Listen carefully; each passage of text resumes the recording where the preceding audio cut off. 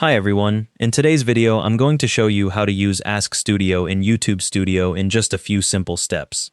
First, click the Ask Studio icon in the left sidebar to open the chat panel on the right side of your screen. The panel slides in with a prompt field ready.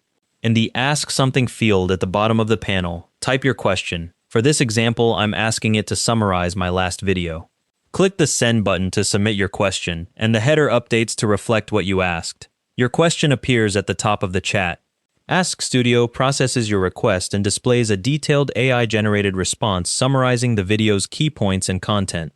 Ask Studio can answer questions about your channel analytics, video performance, and audience engagement, not just content summaries. If the response seems incomplete or doesn't match what you expected, try rephrasing your question to be more specific about what you want to know.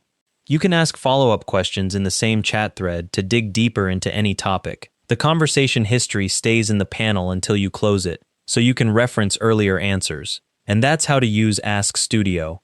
Thanks for watching. Hope this helped.